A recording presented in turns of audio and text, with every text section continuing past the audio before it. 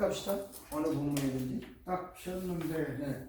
호세아 9장 아이고. 딱 그대로 호세아. 호세아.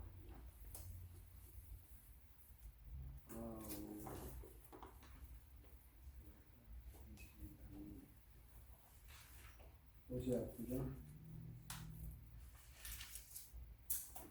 이스라엘아, 너는 이방 사람처럼 기뻐 놀지 말라. 그 다음 몇 절부터 50다 읽어봅시다. 이놈도 좋네. 이스라엘아, 너는 이방 사람처럼 기뻐 놀지 말라. 너의 행만은 나를 떠나고 겉다른 마당에서 엉덩이에 금쇼 좋아하는 거야. 타작 마당의 숲들을 너희를 기르지 못할 것이며 새 포도주를 볼 것이. 내가 여호와의 땅에 거하지 못하며 에브라임의 무릎을 이름으로 다시 가고 아수의 들어온 것을 먹을 것입니다. 너희가 너희 주께 정죄를 들지 못하게 하며 너희의 기뻐하신 말을 듣지 못할 것이라. 저희의 재물은 거창한 입은 자의 식물과 같아서 그것을 먹으면 들어오지 않고 저희의 식물은 자기 먹기만 쓰는 것뿐만 아니라 여호와의 집에 들 것이 아니라 너희가 너희들과 여호와의 제물에 무엇을 하겠느냐? 저희가 멸망할 때에 할지라도 애국은 저희를 모으고 녹은 너희를 장사하신 너희의 은부물은 지배가 덮을 것이요 저희의 장막은 같이 거주리라. 흥분의 날이 이르렀고 부흥의 날이 임한 것은 이스라엘이 알지라. 선지자가 어리석고 신에 감동한 자가 미쳤나니 이는 내 죄악이 많고 내 원한이 큽니다. 에브라임은 내 하나님 파수꾼을 선지자는 그 모든 행위에 세년을 내 금을 갖고 또 하나님의 전에서 원한을 품었도다. 저희는 기부할 시대와 같이 시인이 폐기한지라. 여호와께서 그와 기억하시고 그 죄를 변하셨으리라. 옛적에 내가 이스라엘 만나기를 광야에서 그들을 만나지 않았으며 너희 열조 보기를 모아나서 처음 맺힌 칫들문을 분같이 하였구나. 저희가 바알보에 가서 부끄러운 우상에 몸을 드림으로 저희의 사랑하는 우상같이 가져내줬도다. 에브라임의 영광이 새같이 나아가니 해산함이나 아이들이나 잉태함이 없으리라. 꼭 저희가 자식을 기를지라도 내가 그 자식을 없이 하여 항상 남이 나를 것이라. 내가 저희를 떠나는 때에는 저희에게 화가 미치리라. 내가 보건대 에브라임은 아름다운 곳에 심는 비와 같으나 그 자식은 그를 사랑하는 자로 그러내리라. 여호와여 저에게 주소서 무엇을 주시려나이까. 성컨대 되지 못하는 태와 젖없는 방을 주시옵소서. 저희의 모든 악이 길가에 있으므로 내가 거기서 저희를 미워하였노라. 그 행위가 큰으로 미련을 주시느니 다시는 사랑하지 아니하리라. 그 방패들은 다 배역한 자니라. 에브라임이 침을 잇고 그 뿌리가 말라 과실을 맺지 못하나니 비록 아이에 낳을지라도 그가 사랑하는 태의 열매를 주니라. 저희가 듣지 아니하므로 내 하나님이 저희를 부르시니 저희가 애국 가운데 유배하는 자가 되리라. 자, 이스라엘에 대한 일종의 저주네. 네? 저주를 막 하네요. 너네들 아무리 해도 소용없다. 자, 이런 얘기인데 하나씩 생각해 봅시다. 이스라엘아, 너는 이방 사람처럼 기뻐 뛰놀지 말라. 내가 행함하여 하나님을 떠나고 각 타당하여서 운명의 길을 좋아해. 너희들은 이방 사람같이 그런 짓 하지 마라 이거죠. 이방 사람들은 주로 행함을 좋아하는데 이방 사람들이 행함했다는 말이 두 가지죠. 육체적인 그런 것도 있죠. 우상을 섬긴 걸 행함이라고 그래요. 타작마당이나 숲들이 저희를 기르지 못하면 세포들, 얘네들이 아무리 잘해도 먹을 것도 없고 노력해도 생길 거 없다 이거니. 저희가 여호와의 땅에 거하지 못하면 에브라임의 애국을 다시 하고 에스에 들으면, 그러니까 뭐 해방이 아수르한테 공격을 받고 에브라임의 애국으로, 그러니까 옛날에 애국이 해방됐는데 다시 거꾸로 돌아간다 뭐 이런 거예요. 저희가 여호와께 전제를 드리지 못하며 여호와의 기뻐하시는 마도 되지 못할 것이라. 저희의 재물은 거상 입은 자의 식물 같아서. 거상이란 말이 한자로 돼 있네. 한자 없이 나도 모를 거예요. 거상이 무슨 말인지 아세요 혹시? 크게 다쳤다는 얘기. 아니면 큰 상인이라는 얘기. 아,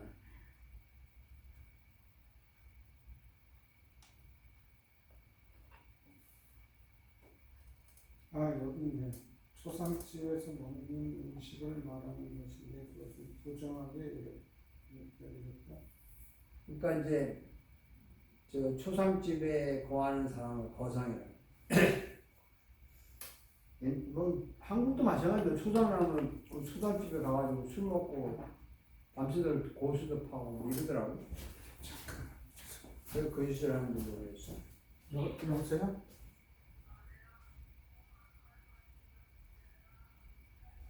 그러니까 그것도 안 오면 그래서 심심해가지고 아니 그러니까 왜 그 남의 집에 가서 죽은 집에 가서 그 짓을 해? 그 밥 해드느라고. 그래 죽은 사람 진짜 요즘은 이제 안 하죠. 요즘 뭐 병원에 그저 바로 해서 그냥 장의사 아니면 화장터로 바로 가고 묘지로 바로 가고. 아 옛날하고 다르겠지. 어쨌든 간에 그 묘지에 가서 기다리는 동안에 요즘 뭐 묘지에서 바로 하더라고요. 화장터에서 바로 하기도 하고 그 화장터에서 이제 기다리면서 뭐 손님 받아들이고 거기도 음식 차리고 완전히 장례 문화가 집에서 하진 않아. 근데 저기 장례식장에서 3일간 3일이라고 5일간 이렇게 하는데 거기서 그냥 또 밤새고 또 막 고수 치고 또 그런 데 있잖아요. 그 사람들이 분양하라고 놔두죠. 3일 동안. 네. 네, 맞아요. 분양소가 있지. 근데 뭐 대학병원 같은 데서 죽으면 바로 분양소 있는데 크게 뭐 식당도 별로 크진 않은 것 같더라고. 근데 그러니까. 장례식 그 묘지 가까이에 이렇게 굉장히 크더라고. 나도 한그 여동생 때문에 가봤는데 거기 뭐 식당도 있고 뭐 다 있더라고. 준비가 돼 있더라고. 거기서 밥 먹고 손님들은 대접하고. 저는 이게 죽은 사람을 놓고 하는 건 정말 마음에 안 들어요. 그렇다고 또 그렇게 해왔는데 뭐 죽은 사람을 아무렇지도 않게 기독교식으로 그냥 한번 감사 예배하고 끝나면 좋은데 그래서 대접하고 그 이상 뭐 어쨌든 거기서 먹는 음식은 하나님께 드릴 것이 아니니까 하지 마라 이거죠. 너 명절과 여호와의 드리면 무엇을 하겠느냐? 이게 참 재밌는 말이네. 여호와의 명절에 드릴 제물들을 그 사람들과 먹고 마시는 제물을 드리고 막 이런다는 거지. 그러니까 너희가 멸망을 피해도 애굽한테 너 노비 누군지는 모르지만 노는 너희를 장사 죽이고 너희 보물은 찔려가 듣고 뭐 어쨌든 가시덤불 온갖 저주를 다 하는 거야. 형벌의 날이 이르렀고 보응의 날이 임한 것을 이스라엘이 알지라. 선지자가 어리석었고 신에 감동하는 자가 미쳤나니 이는 내 죄악이 많고 내 원한이 큽니다. 이 죄가 많고 원한이 크고 이 개판이구만. 에브라임은 내 하나님의 파수꾼이었는데 선지자는 오히려 뼈다하게 나갔다 이거죠. 기브아 시대 같은 폐기하고 기브아는 그 사사기 때 이야기 같은데 여호와께서 그 악을 심판하시리라. 자 여기 계속 벌받는 얘기네. 옛날에 너희들 굉장히 잘했는데 너희들이 지금 우상에 몸을 들여서 우상같이 가져놨고 몸을 우상에게 드리네. 에브라임의 영광이 새같이 나에게 해산하며 아이들은 잉태하는 것이다. 복주애가 자식을 기르도 자식이 잘 안 돼. 그 13절에 참 출발이 잘 됐는데 에브라임은 아름다운 도시인 두루와 같았는데 자식들을 살해한 자에서 결국에 결과가 형편없고 여호와의 저에게 주소서 모시나니까 처음 배운 대한 무한 이거 이전에 저희 모든하기 길갈은 또 왜 또 악해? 이 사람들이 지은 죄가 뭘까요?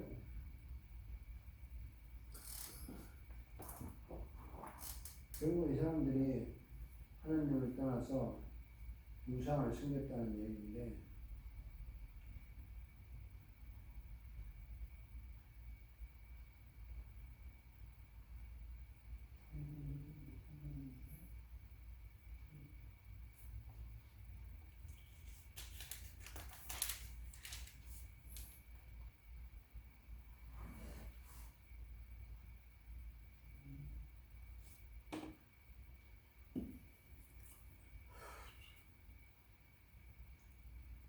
이거 네팔이구나.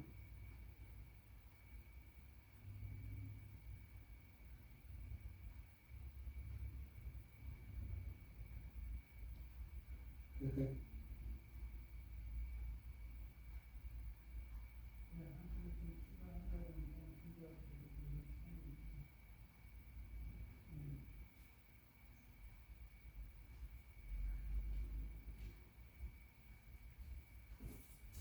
죄송합니다. 전선도 뭐 비상 전화 올 때가 있고. 아니 그 딸의 그 일하는 데에서 누가 코비드가 걸렸대요. 그렇다고 지금 저희 어머니 저희 집에 계시는데 할머니 아파트로 모시다 드리라고. 지금 코비드 내가 용어를 잊어버렸는데 EG5 말이에요. 근데 그게 변종인데 상당히 빠르게 확산이 돼요. 그래서 이번 가을부터는 부스터 샷을 다 맞아야 됩니다. 상당히 빠르게 확산이 되고 옛날처럼 막 이제 쉽게 말하면 걸리면 죽고 뭐 이런 건 아닌 것 같아요. 근데 병을 입원하는 사람이 많대요. 그래서 마스크를 써야 된다고. 근데 요즘 습관이 마스크 쓰기 싫어하지. 그러니까 여러 사람 있는 데서 실내 같은 데서 마스크 쓰라는 오미크론 변종이라는데 거의 몇 개 국가에서는 굉장히 파국적으로 얻어가더라고요. 우리는 꼭 느긋하게 있다가 뒤통수 맞고 있잖아요. 자, 어쨌든 호세아 9장을 대강 읽어서 결론을 내린 거는 저주를 받았다. 하나님한테 꾸지람을 들었다. 얘들의 우상을 섬겨서 하나님을 떠났다. 자, 여기에서 하나를 딱 잡아내가지고 뭐가 눈에 딱 들어와요?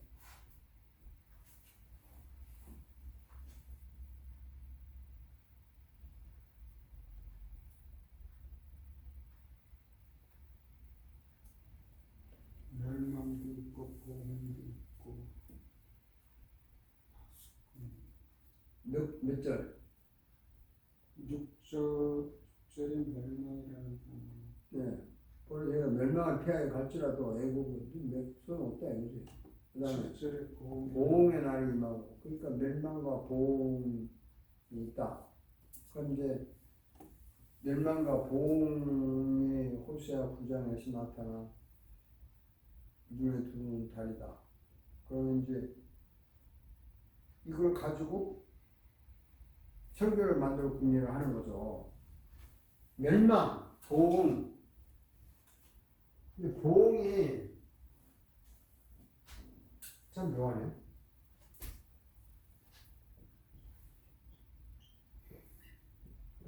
멸망이라는 말은 이 보응은 잘못했을 때 벌받는다는 그런 의미죠. 잘못한 대가를 받는다. 보응이라는. 잘해가지고 상 받는다는 의미보다는 잘못해서 보응을 받는다라는 의미로 여기 쓴 것 같아요. 그러니까 그 멸망입니다. 당신이 잘못한 보응으로 당신 멸망이에요. 근데 멸망이라는 것은 그냥 파괴도 되고 실패도 되고 뭐 어쨌든 파괴, 실패, 심지어는 죽고 없어지고 이 보응과 멸망은 서로 밀접한 관계가 있는 거죠. 이걸 가지고 이 호세아 9장을 읽으면서 호세아 9장에는 하나님이 보응을 하시고 보응의 대가로 이 사람들이 멸망을 받는데 뭐 멸망받는 게 은이 뭐 찔려도 그리고 뭐 어쨌든 엉터리가 많았지. 그럼 이제 이걸 가지고요 이 본문에서 이 이스라엘 백성들 특히 에브라임인데 이 사람들이 왜 멸망과 보응을 받아야 되느냐 받았나. 그래서 이제 뭐 설교를 만든다면 본문 쓰고 연습 자꾸 해야 돼요. 호세아 몇 장? 9장 그죠? 글도 제대로 안 쓰고 1절에서 다 읽었다고 합시다. 17절 목사님들 이런 본문 설교하려고 하지 않을 것 같아요. 그다음에 뭐 제목은 나중에 보죠. 당장에 붙일 필요 없어. 그 다음에 이제 흔히 말하는 주제죠. 무슨 얘기 할 것인가. 멸망과 보험에 관한 얘기죠. 멸망은 이제 잘못한 것에 대한 그렇죠. 잘못에 대한 보응으로 보응이다. 뭐 이렇게 할 수 있겠죠. 그러니까 이제 멸망과 보응에 대한 이야기를 해야 됩니다. 이렇게 생각하는 법을 가져야 되는 거죠. 사람들이. 상식적으로 다 할 수 있는 거죠. 그러면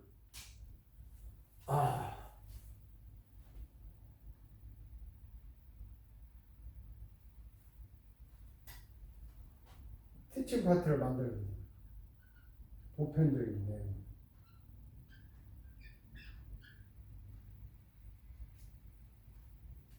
여러 가지 이야기를 만들어내.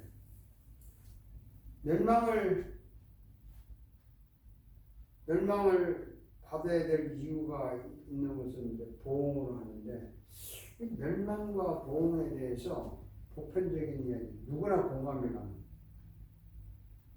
말거리를 만드는 거죠. 여러분 잘못했으면 보응을 받아요? 안 받아요? 뭐 이렇게 물어볼 수 있고. 이 세상에 잘못한 사람은 보응을 받게 되어 있다. 이것도 보편적인 말이 되죠. 누구든지. 또 그 보응, 잘못해서 받는 보응은 결국에 실패일 수도 있고 결국에 그게 멸망이라는 말로 갈 수 있는데, 자, 이 세상에 잘못한 거에 대해서 보응을 안 받을 경우도 있나요? 잘못했는데 멸망을 안 받을 경우도 있나요? 그럼 대부분 사람들이 그런 건 없을 것 같다. 잘못하면 보응을 받을 것 같다. 멸망 받을 것 같다. 그러는 거죠.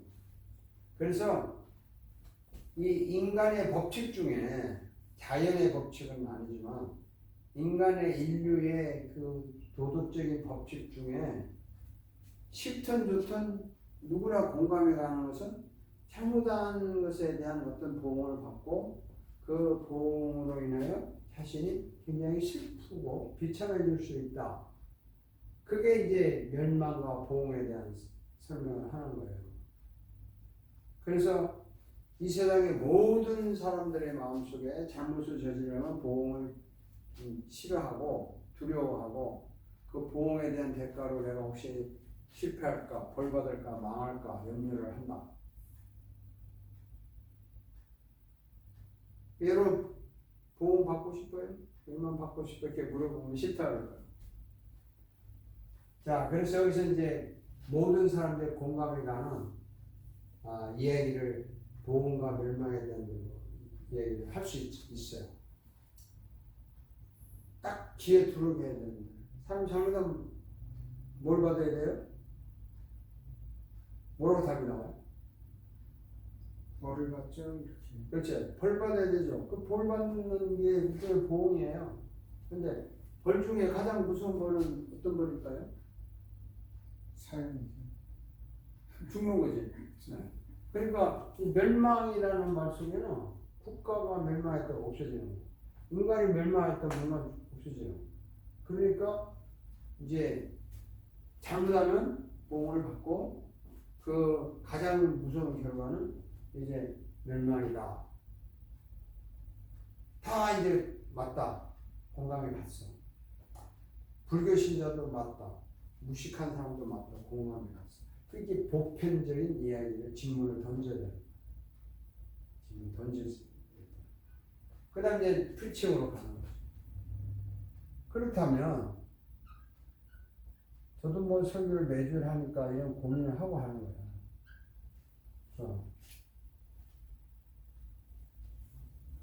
모든 사람이 잘못했을 때 누가 벌을 주냐?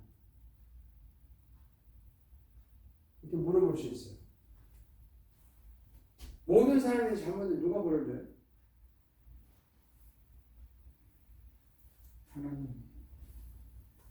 근데 그거 하나님이 벌을 준다고 하나님 믿는 사람도 그렇게 생각할 수 있고 안 믿는 사람도 하늘에게서 벌을 받는다 이런 말을 한다. 그렇기 때문에 모든 사람이 잘못하면 뭐 보응을 받고 한다고 하지만 실제로 구체적으로 사람이 잘못하면 벌을 주는 분이 누구냐? 그분이 하나님이다. 오늘 본문에 하나님이 호세아 선지를 통해서 이스라엘 백성을 벌주는 얘기를 하고 있다. 그렇죠. 그럼 이제 벌주는 분은 누구냐? 하나님. 하나님을 끌고 오는 거죠. 본문을 통해.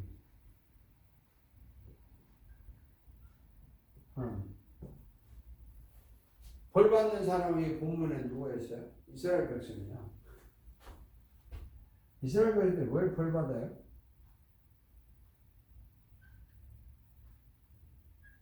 우상숭. 이게 여기서 문제야. 이스라엘 사람들이 착한 일도 했을 거라. 좋은 일도 하고. 그리고 뭐 이웃을 부자도 하고. 이 사람들 다 한 사람들인데 왜 이 사람들을 하나님이 잘못했다고 했냐. 우상을 섬겼다는 말이 실제로 어떤 사람들은 다른 우상 만들어서 하나님도 섬기고 우상도 섬기고 했을 것 같아요. 이스라엘 백성들은 산당이라는 게 있었잖아요. 산당에 가면 예루살렘 성전이 너무 머니까 그 1년에 한 번씩은 가야 되는데 못 가니까 임시로 제단을 만들어 놓고 거기서 자기 딴을 하나님을 섬기는 거야. 그러다 보니까 무슨 문제가 생기냐면 거기 안 가도 된다고 생각을 해버리는 거야. 안 가도 되고 이걸로 된다. 근데 이거 자기 하는 법을 원칙과 규칙을 잘 몰라. 법을 제대로 몰라. 그냥 뭐 제단 지내고 향 피우고 하다 보니까 그 동네 이방 사람들이 하는 거하고 막 섞여서 비슷하게 하는 거야. 우리가 지금 요즘 말로 하면요. 교회 그 예배 때 찬양하잖아요. 기타 치고 드럼 치는데 그게 진심으로 찬양하고 드럼 치고 비파로 해야 돼. 해야 되는데 그것이 하나님을 향한 독창적인 박자가 아니라 세상 사람들 하는 거 그대로 갖고 와서 하죠. 조명도 그걸 하고 무슨 이게 나이트 클럽이냐 교회냐. 물론 이제 뭐 구분을 할 필요는 없겠지만 자칫 잘못하면 이게 섞여가지고 이제 하나님에 대한 찬양이 아니라 그냥 가사만 하나님이지 세상 애들하고 노는 거 똑같고, 무대에서 이제 세상 무대는 애들이 막 섹시하게 흔들고 하는데 교인들은 못하니까 그냥 어깨만 흔들고, 그런 뭐 결제된 거 몇 가지 빼고는 너무 똑같은 거예요. 그냥 막 좀 신나게 하고, 야, 그게 이게 섞인 거하고 우리 구분하기 너무 힘들어요. 순수하게 박수치고 하는 거하고 흥에 겨워서 박수치는 거하고 다르다고. 그래서 이제 이스라엘 백성들이 하나님을 믿는데 이방 사람들을 우상숭배 때 축제하고 먹고 마시고 행음하는 것하고 섞어서 하나님을 믿는 것이, 그게 우상숭배인 거예요. 실제로 하나님을 모른다 그러고 밖에 나가서 다른 우상을 섬기는 건 아니라고. 왜냐하면 그 국가 자체가 하나님을 믿는 국가이기 때문에 하는 거야. 하는데 엉망으로 하는 거죠. 엉망진창. 그렇기 때문에 그걸 우상이라고 했다. 오늘날 우리가 말할 때 목표는 더워요? 창문 열어드릴까요? 더운 거랑 그러죠. 공기가 좀 탁할 수 있으니까. 이것도 여보세요?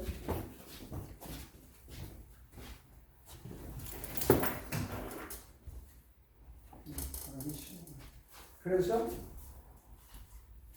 이스라엘 백성들이 우상을 섬겼다고 할 때 잘못하면은 그냥 단순히 뭐 하나님도 안 쓰고 우상 섬긴다 이렇게 오해하는데, 이게 소위 말해 혼합했다는 거야.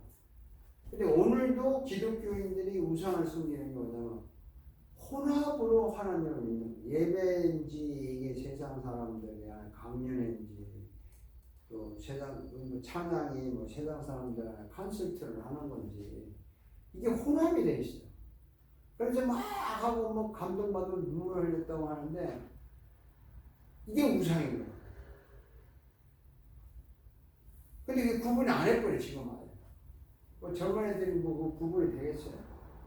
기독교에서 눈물을 흘리는 거는 감동받아서 흘리는 게 아니잖아요. 그가 나를 위해 죽었다는 사건에 눈물을 흘리는 거지 무슨 감동받아서 눈물을 흘린다. 그래서 이스라엘 백성들이 우상을 혼합으로 섬겼기 때문에 하나님이 벌을 준 거예요. 그 이야기를 프리치해서 하는 거예요. 그러면 이 하나님께서 벌을 받아서 끔찍하게 벌 받았네 보니까 다시 외국으로 돌아가고 이건 다 본문을 다 풀어줘야 되지. 그러면 여기에서 예수 그리스도는 뭐야? 예수가 이 땅에 오셔서 우리를 구하는데 그 예수님이 계속 이렇게 벌을 받아 이 사람 멸망해. 그럼 이 사람은 어떻게 구해야 되나? 여기서 어떻게 예수를 만나요? 벌을 주는 분은 하나님이고 벌을 받는 사람은 이스라엘인데 이걸 해결하려면 벌 주는 하나님이 마음을 돌려야 돼요. 근데 하나님은 벌을 안 줄 수 없죠. 정확하게 하시니까 쉽게 말하면. 그래서 하나님이 벌을 주는데 이스라엘 백성에 벌을 주기 시작하면 이스라엘 멸망해요. 그래서 하나님이 이스라엘 백성에게 벌을 주는 대신에 자기에게 벌을 줬다. 자기에게 벌을 줬다는 말이 호세아 9장에서 이제 비슷한 게 뭐가 있나? 네? 이제 자기에게 벌을 줬다. 12장에 혹시 저희가 자식을 기를지라도 내가 그 자식을 없이 한 사람도 남기지 않을 것이고 저희를 떠나는 날에는 저에게 화가 맺히고 전부 벌이에요. 여기는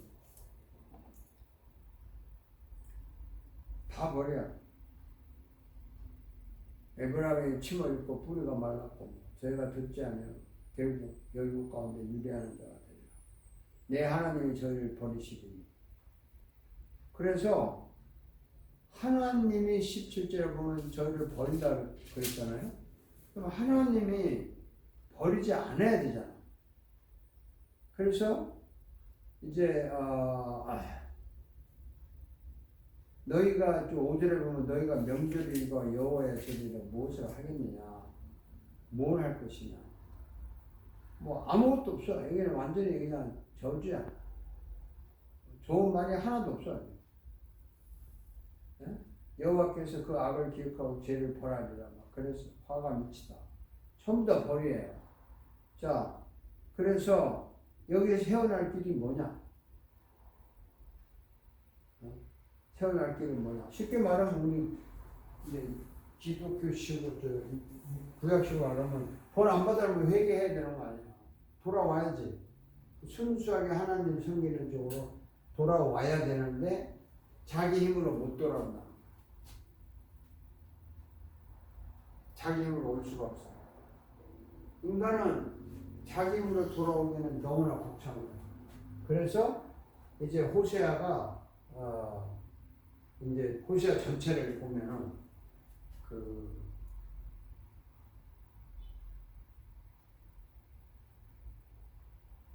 창녀하고 결혼하라고 그랬죠. 네? 그러니까 창녀하고 결혼을 하는데 호세아가 했다고.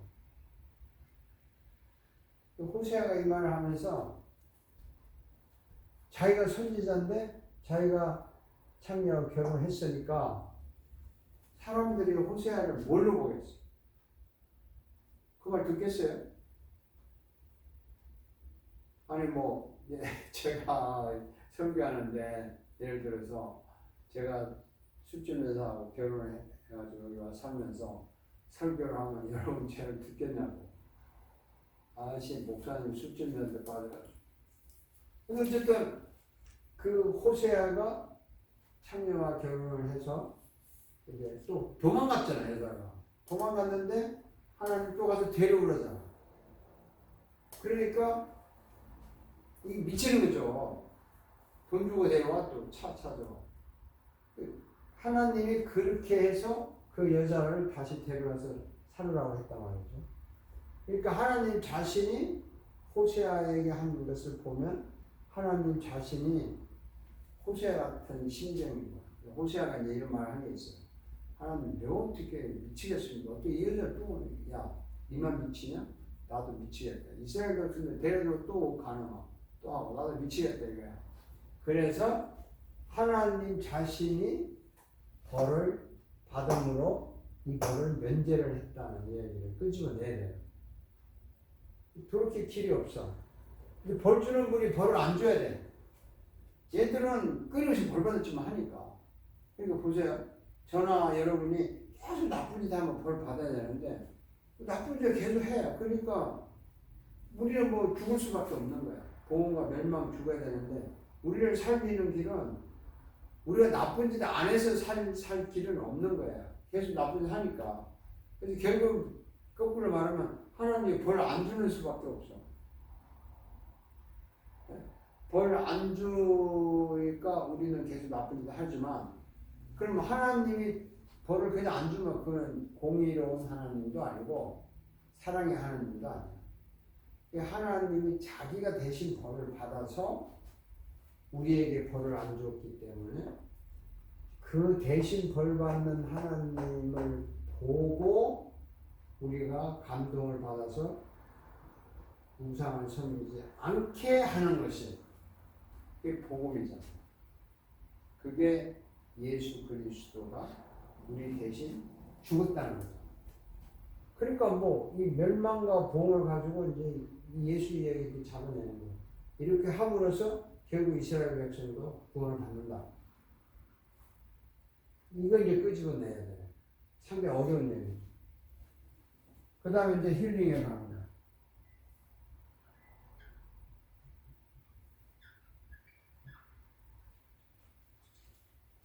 자, 내 대신 그분이 벌을 받고 아, 내가 뭐 때문에 뭘 잘못했길래 벌을 받았냐면 혼합 신앙생활을 한 거 아니에요. 혼합. 여기서 이 사람이 잘못하면은 도덕적으로 남을 죽이고 살인하고 이런 게 아니라 믿기는 믿는데 혼합으로 믿었다. 그래서 이제 우리는 순수하게 믿어야 되겠다. 바르게 믿어야 되겠다. 그러면 순수하게 바르게 믿으려면 어떻게 돼?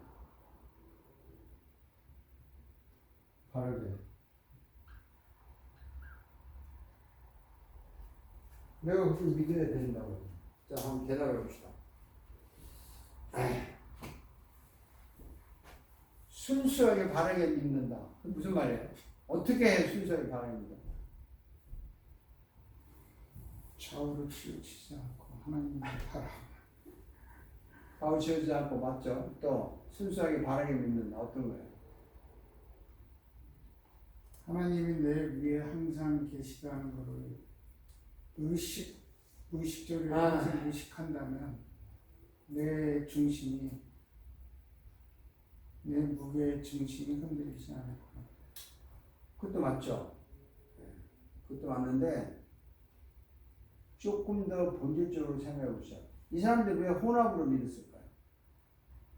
그쪽 가나안 지역의 그 원주민들을 이렇게 보니까 그렇게 그 사람들이 믿는 그 신에게 그렇게 하니까는 풍요롭게 잘 사는 것 같다.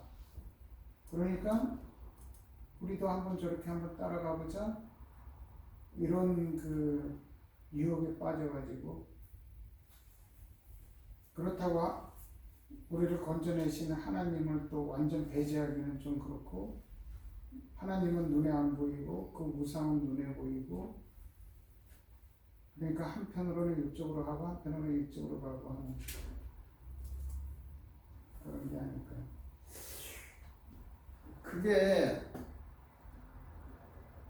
그게 도덕적으로 맞는 말이에요. 근데 왜 사람들이 그렇게 도덕적으로 섞이냐 말이야.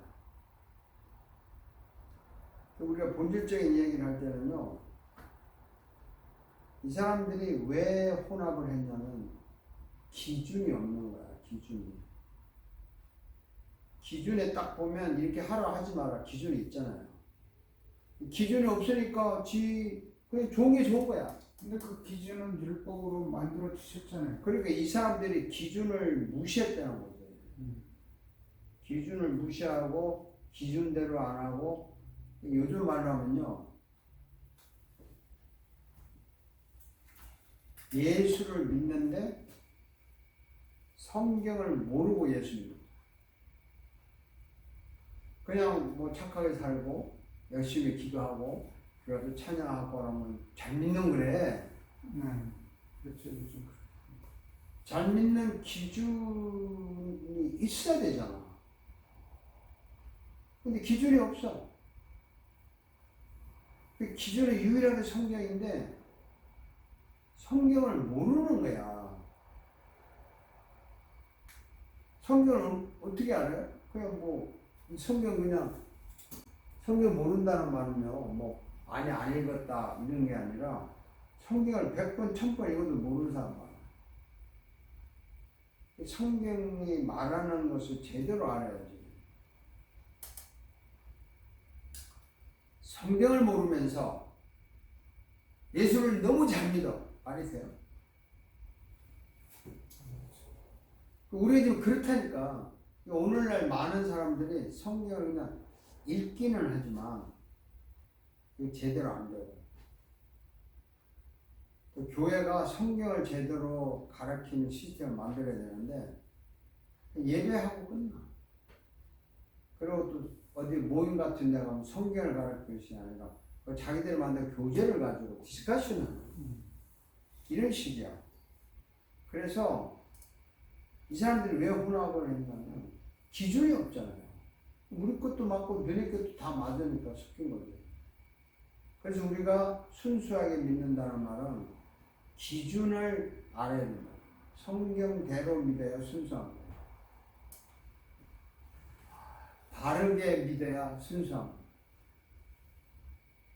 근데 바르게 믿고 순수하게 믿는 게 뭐냐? 성경대로입니다. 그 힐링에서 그 얘기를 하는 거죠. 결국에 복음과 멸망을 피하려면 성경대로 믿어라. 구약 시대도 율법대로였죠. 자, 그렇게 해서 이제 힐링 쪽으로 왔어. 그러면 제목을 정해야죠. 제목 뭘로 정해요?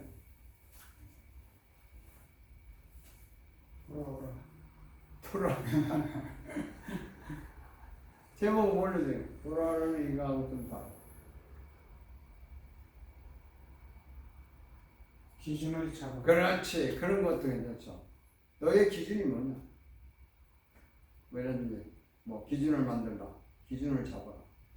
이런 제목을 만드는 거예요. 기준이 무엇이냐? 기준이 있느냐? 뭐 이렇게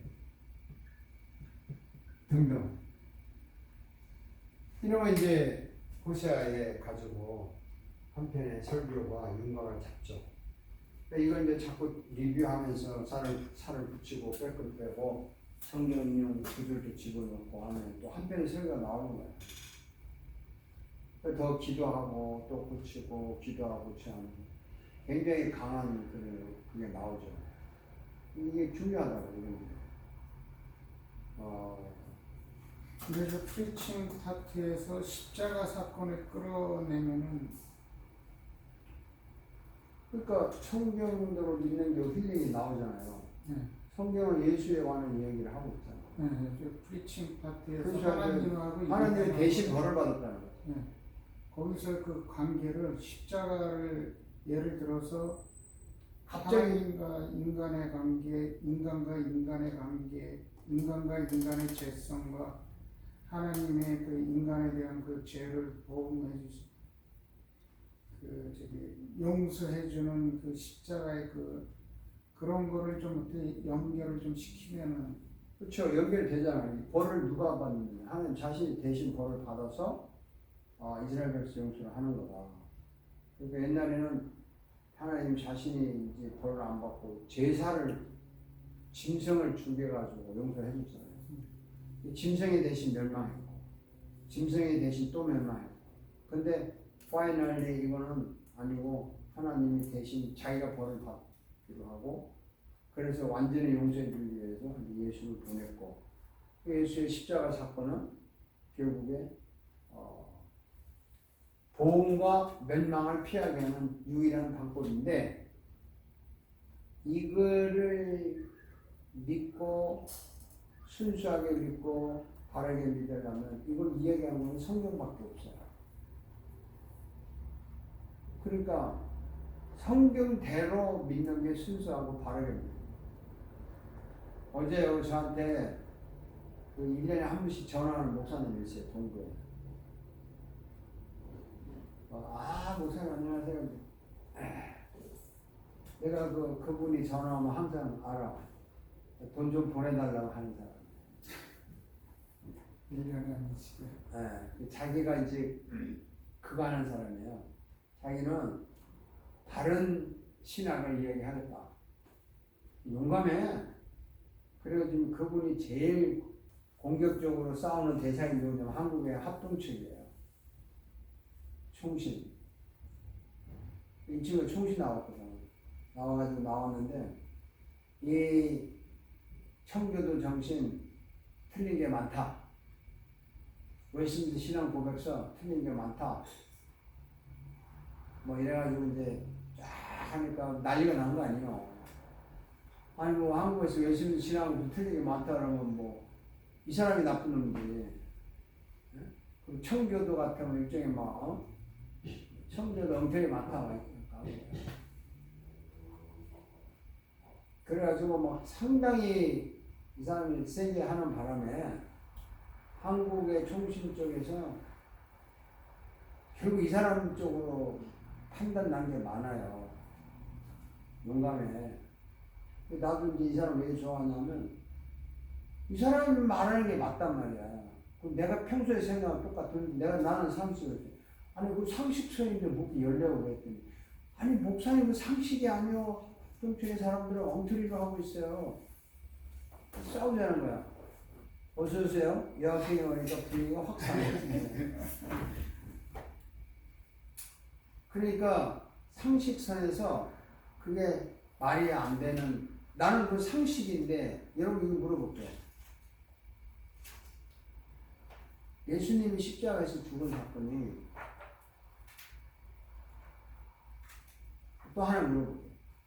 잘 들어요. 아담이 창조됐잖아요. 영생을 얻을 몸으로 창조됐어요. 아니면 영생을 얻을 몸이 아닌 그냥 완전한 인간으로 창조돼서 그 선악과를 안 따먹으면 영생을 얻고 따먹으면 영생을 잃어버리는 그런 몸으로 창조됐어요. 그렇지. 좀 그 하나님만 아시는 거 아니에요? 근데 하나님이 그 아담을 창조했을 때는 그 아담하고 그 관계를 영원히 같이 유지를 하고 싶어서 만드셨다고 이렇게 보통들 얘기를 하고, 그리고 에덴 동산에는 분명히 생명나무도 따 먹으라고 하셨거든요. 선악과를 아는 그 열매는 먹지 말라 그랬지. 생명나무 열매를 먹지 말라는 소리를 안 하셨으니까 네. 그것도 먹으라고 한 거 아니에요. 먹으라 그랬는데 이제 그게 생명나무의 열매를 먹으면 그거 먹었다고 영원히 살아요? 안 먹으면 영원히 안 살아? 오히려 더 그 창세기 그렇게 나오잖아요. 아니, 이거를 먹어서 우리가 같이 될까? 뭐 그런 말씀 있잖아요. 그러니까 이거를 먹어서 죄가 있는 상태로 뭐 영생을 할까? 그렇죠. 그거는 원치 않으셨던 거예요. 그러니까 뭐 생명나무를 먹으면 영생을 할 수도 있을 것 같다라는 유추를 할 수 있는데, 근데 창조했을 때 그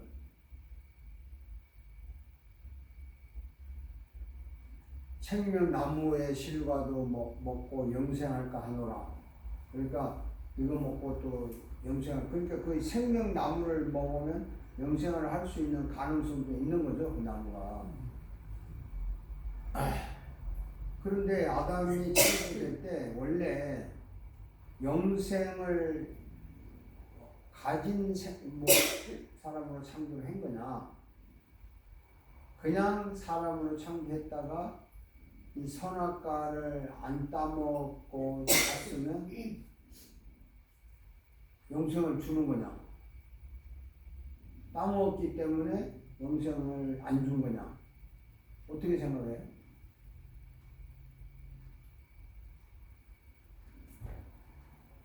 인류가 지금 이렇게 된 게 선악과 때문에 이렇게 된 그러니까 거예요. 영생, 네. 영원한 생명을 창조할 때 하나님이 그에게 주었냐? 주고 나서 따먹지 말라. 먹으면 너는 죽는다. 예? 그런 거냐? 영원한 생명을 안 주고 창조했다가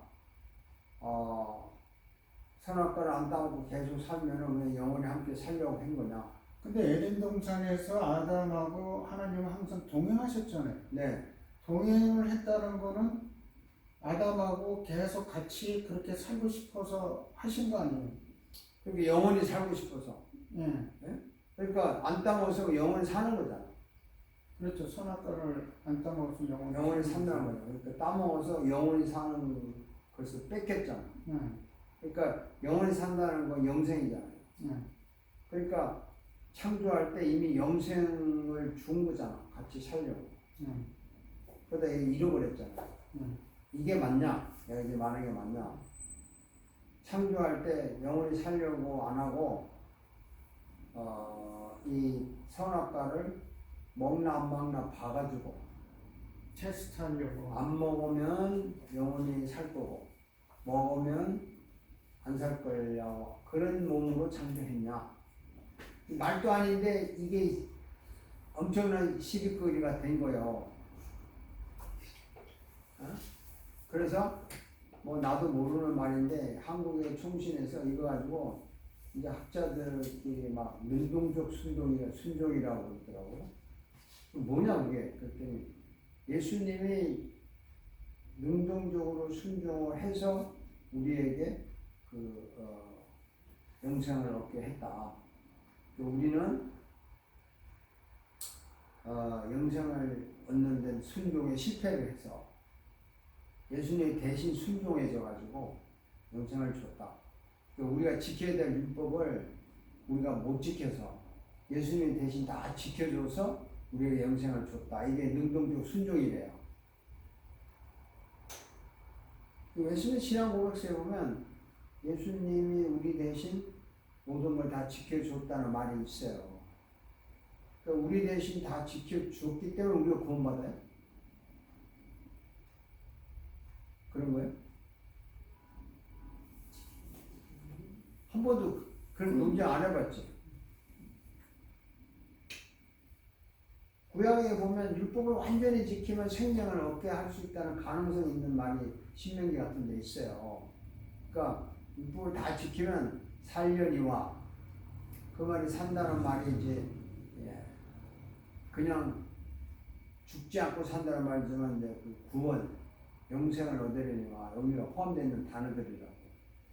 그러니까 예수님이 우리 대신 율법을 다 지켜주었기 때문에 우리가 구원받은 거다.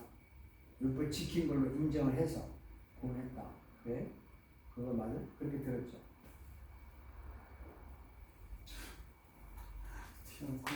그러니까 이 신학교 학자들이 뭐 밥 먹고 할 일 없으니까 이런 거에 대해서 연구하다 보면 개소리가 나오는데 목회를 해야 돼. 신학교 교수들도 목회 안 하니까 헛소리 하는 거예요. 그래서 그게 논쟁거리가 생겼다는 거야. 논쟁거리가. 저 시계가 지금 맞아요? 5시. 몇 분에 돼요? 맞아요. 저희 10분인가 늦던가 빠르던가. 맞아요. 다양한 상태의 청중에게 쉽게 언어, 재미있게 논리, 간결하게 본질, 공감되게 상식, 그리고 변화를 주는 설교를 해야 한다. 청중은 옥토와 비옥토가 섞여 있다.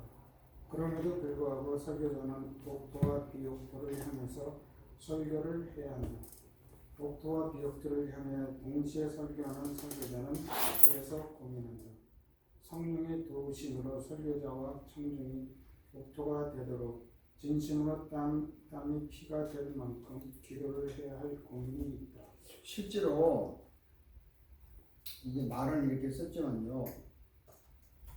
설교자가 우리 교인들이 옥토가 있고 비옥토가 있다 이렇게 생각을 해보고 이 같은 말을 해야 되는데 이렇게 돌밭에도 설교를 하는 거고 옥토에도 설교를 해야 되니까 이게 참 고민인데 이 성령님의 도우심을 받아야 되고 그 길가에 씨를 아무리 뿌린들 안 들어온다고요.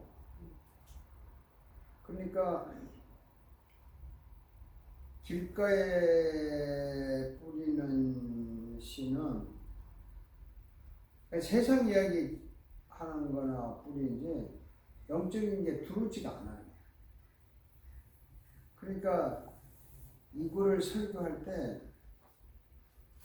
정말 땀이 피가 될 만큼 기도를 해야 된다고 하지만 나도 이렇게 정말 그런 간절한 기도를 별로 한 적이 없거든요. 그래서 이렇게 해야 돼요. 왜냐하면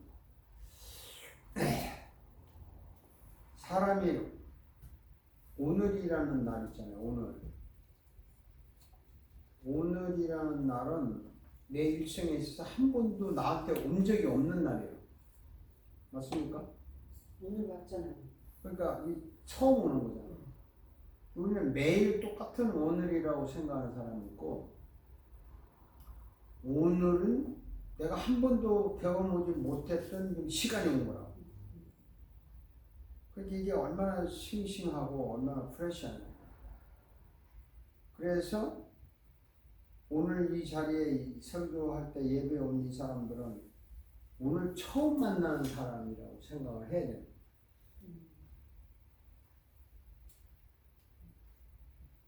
동시에 어쩌면 이 사람이 내일 만날 수 없는 사람일 수도 있는 거예요.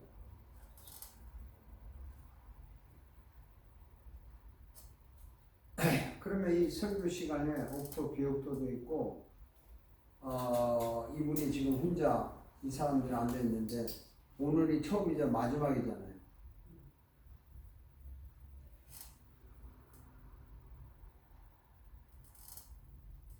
뭐 어떻게 설교를 해야 돼요? 오늘이 처음이자 마지막 설교라고. 그런 마음으로 그렇다고 뭐 하루 종일 설교할 수 없고 짧은 시간을 해야 되니까 그런 자세로 성령님의 도움을 받아야 되는데 그런 고민을 좀 했으면 좋겠다. 근데 그 TPH 이 설교를 준비를 하면서 목사님 설교를 제가 들어보면은 그러니까 일반적인 사람들의 그 유명한 사람들의 그런 걸 인용을 안 하시는데 책을 안 읽어서 무식해서 아니 그 일부러 안 하시는 것 같아요. 근데 그런 거를 좀 이렇게 예화를 끌어내서 이렇게 하는 거는 어떻게 생각하세요? 아니 뭐 방법론에 있어서 처음에 그런 예화를 끌어서 인트로덕션으로 분위기 전환도 할 수 있고 또 도입 부분이라고 여러 가지 방법이 있는데 저는 옛날에도 그렇게 했죠. 했는데 이걸 TPH를 연구하고 나서는 이제 그걸 없앴죠. 왜?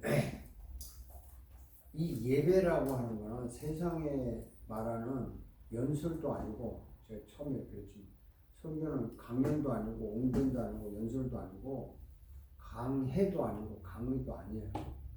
설교는 생명을 전해서 영혼을 움직이는 그 사람을 하나님 앞에 딱 세우는 건데 세상 예가 전혀 하나님과 관계가 없어요. 두 번째는 보편적인 이야기를 해야 불신자든 신자든 옥토든 비옥토든 공감을 가지지. 어떤 예를 들면 예를 어떤 성공한 사람 예를 딱 들었다고 합시다. 성공 안 하는 사람은 뭐예요? 성공 안 하는 사람한테는 남의 얘기죠. 네? 기적과 같이 체험했다는 호기심은 가지만 기적 체험 안 하는 사람은 뭐예요? 하나님은 말씀을 누구에게나 다 들으라고 한 말이라고요. 그 누구에 다 들으라고 한 말 중에서 이제 그 말을 받아들이는 특별한 사람들이 은혜를 체험하기 때문에 그건 이제 프리칭이지. 그러니까 보편적인 이야기를 예를 드는 거는 바람직하지 않아요. 그리고 보편적인 이야기를 성경에서 찾아내야지. 성경이 보편적인 세상 모든 사람들이 한 얘기인데 이 많은 자료 성경을 놔두고 왜 세상 사람들 그 끄집어 와가지고 아니 그 사람들이 예수쟁이라서 뭐 베드로 같은 사람이라서 그 사람이 했던 말을 예를 들어서 하면 할 수 있지만 나는 그 정말 반대하는 사람. 그리고 설교자의 자세가 아니라고. 호기심은 줄 수 있지. 딱 할 때. 호기심은 줄 수 있지만 내가 예를 정확하게 드리기가 힘든데 티칭 파트에서 설교의 방향이 딱 잡힌다고. 어떤 보편적인 얘기를 할 것이. 이 보편적이라는 단어가 굉장히 중요한 단어예요. 무서운 말이에요. 왜냐면 보편성을 띠지 않는 거는 특수성이거든요. 보편성을 띠지 않는 거는 우리가 유튜브가 왜 인기가 좋아? 팔로워가 많냐면 팔로워가 많은 사람들은 좋아하는 사람이 많으니까 팔로워가 많아. 보편적인 것은 누구나 다 공감이 해야 되는데 누구나 공감이 되는 말을 찾아내는 것이 천재라고요. 그거 쉬운 게 아니에요. 뭐 몇 사람 좋아하는 거야 어느 애 못 만들어? 그러니까 미국 사람, 영국 사람, 중국 사람, 일본 사람, 믿는 자, 안 믿는 자, 흑인, 백인 누구나 할 것 없이 다 공감이 가는 이야기가 성경인데 거기서 티칭 파트에서 보편적인 못 잡아내면 그건 뭐 이미 설교는 아니고 뭐 강연, 세미나, 연설 이렇게 돌리면 돼. 저는 그렇게 봐요. 이걸 이해를 잘 하는 사람이 별로 없겠죠. 이거 한 방송국에서 기독교 방송에 이거 인터뷰 했는데 그 사회자도 똑같이 하더라고요. 결국 그냥 서론 보는 결론 그 스타일이니까 실컷 이야기했는데도 그렇게 안 하더라고. 이게 서론 보는 결론 논문 해석인가?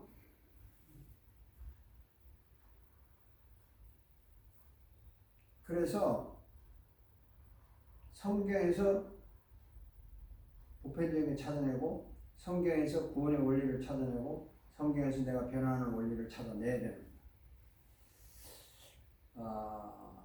이게 살아있는 설교죠. 자, 그 다음 거 읽어봅시다. 직접 청명할 때 읽어보세요, 사모님. 예배하는 자가 설교를 직접 듣지 않고 예배할 수 있는가?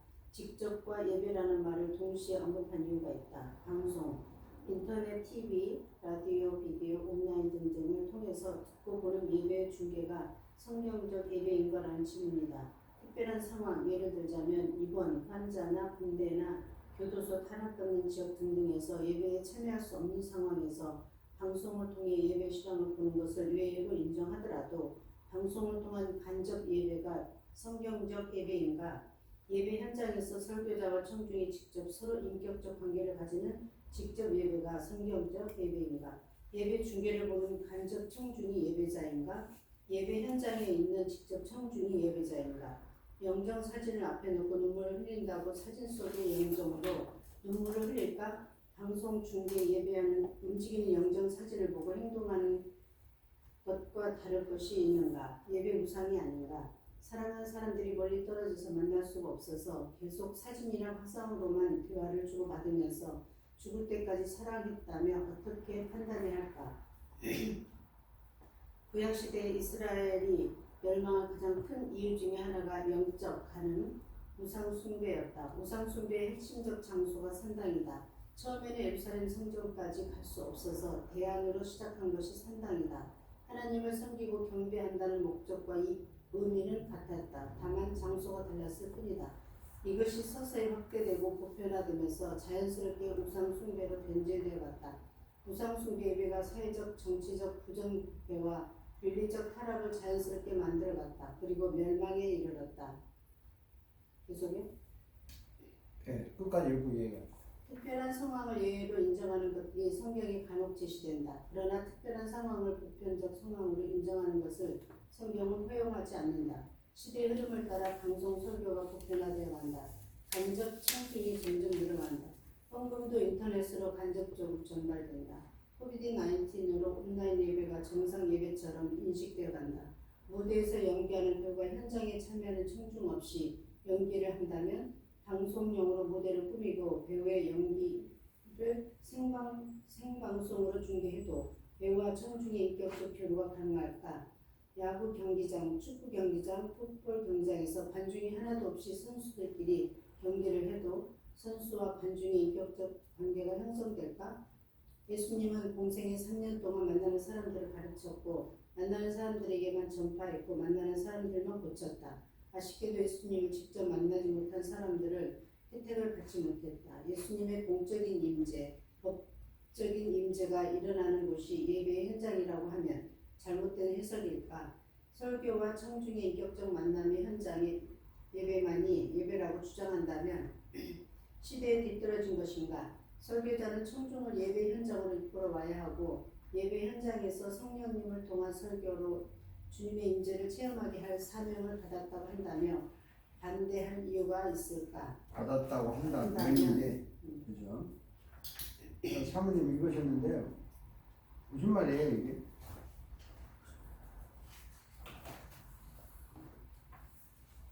또 봐야 돼. 무슨 말인지. 인터넷 예배하고 직접 예배하고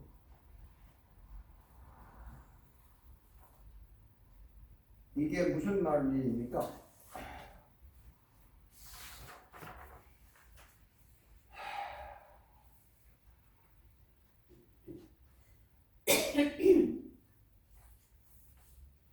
무슨 말인가 말씀을 해보세요.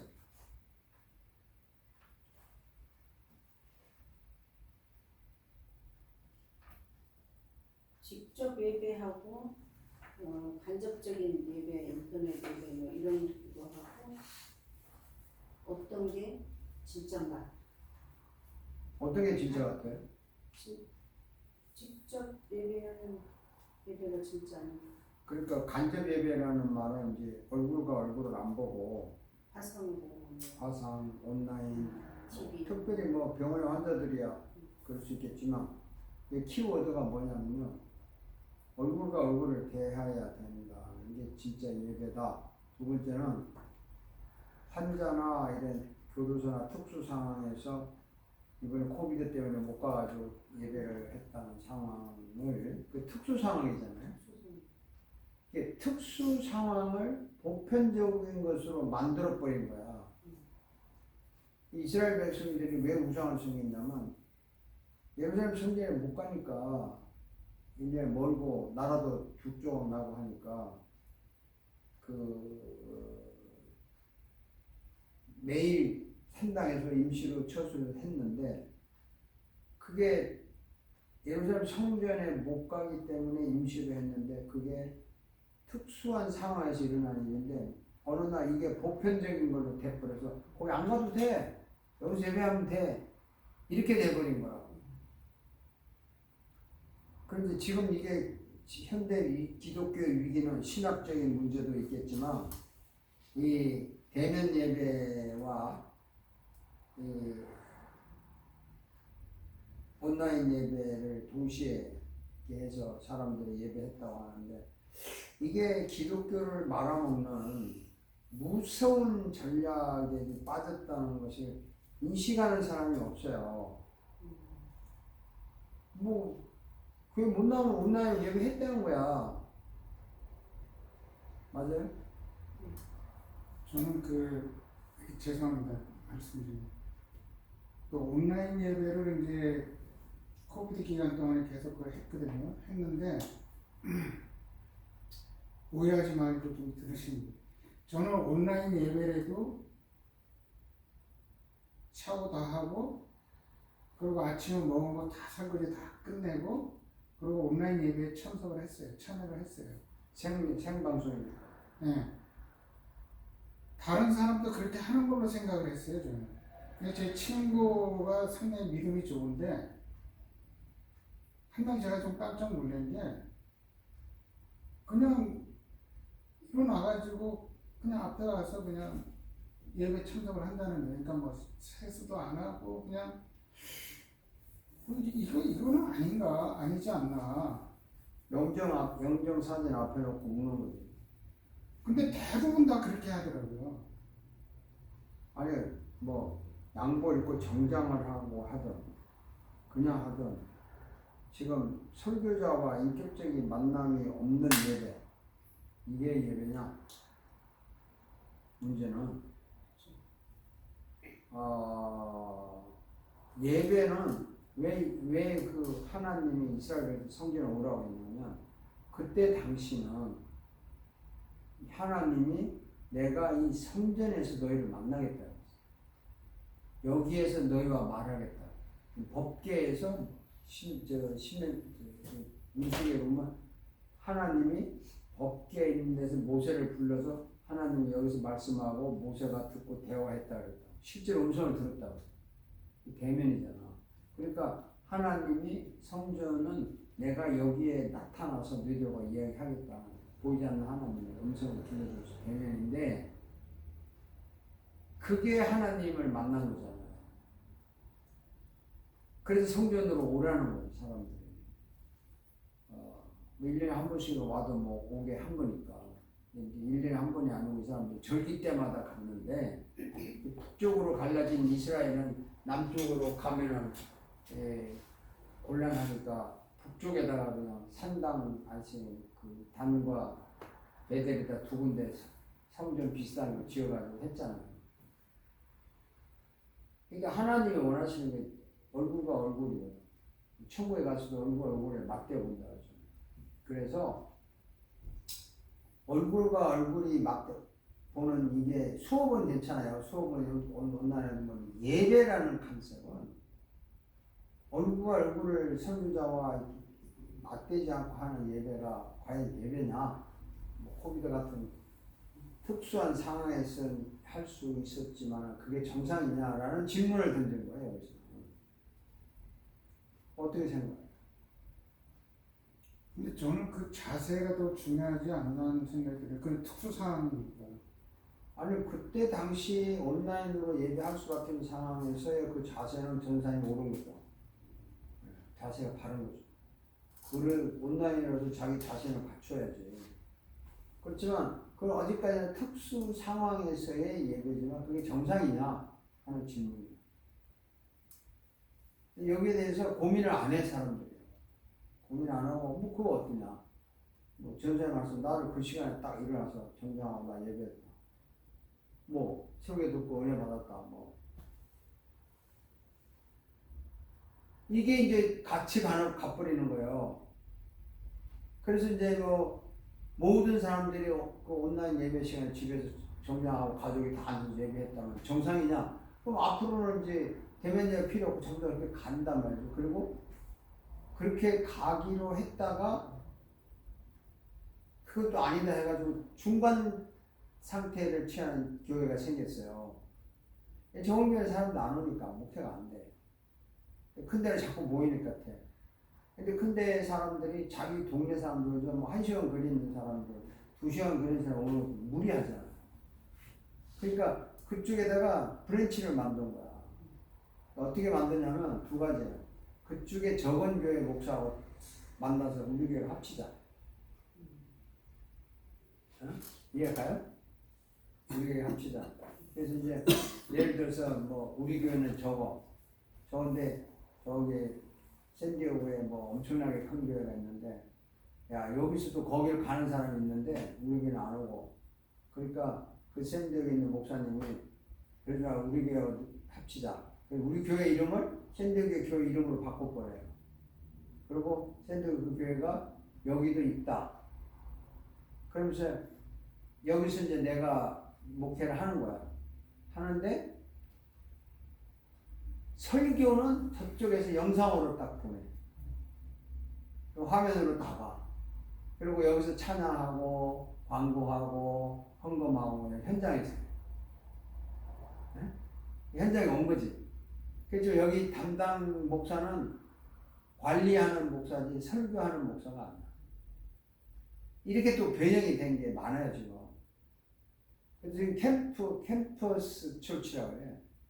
굉장히 많이 퍼져 있어요.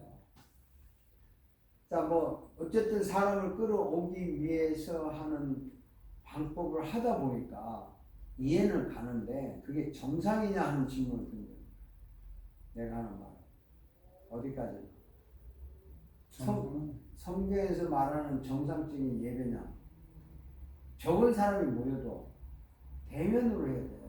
나는 그걸 주장하는 이유가 영정사진 놓고 뭐 보고 싶다. 아까 이제 잠깐 들었지만은 평생 아니 목사님 사모님 못 만나. 평생 못 만나. 전화 뭐 알려면 보고 싶어 미치겠어 뭐 그러고 막 전화되고 막 키스하고 빨고 평생 그게 뭐야? 뭐냐고 그게 피부가 닿고 얼굴을 마주보고 이야기를 하고 그래야 뭐 사랑을 하든지 말든지 하지. 하나님과의 인격적인 만남이 그런 거라고요. 예배라는 것이 가장 하나님과 우리가 인격적인 만남의 클라이막스가 예배인데 부부로 말하면 둘이 같이 자는 건데 그걸 대면으로 안 하고 어떻게 같이 자? 말로 같이 자는 거예요? 그래서 저는 이 질문을 던진 거예요. 많이 모이는 것이 좋지만 많다는 것이 주어가 아니에요. 한 사람이 모두 대면으로 하는 게 예배라는 거예요.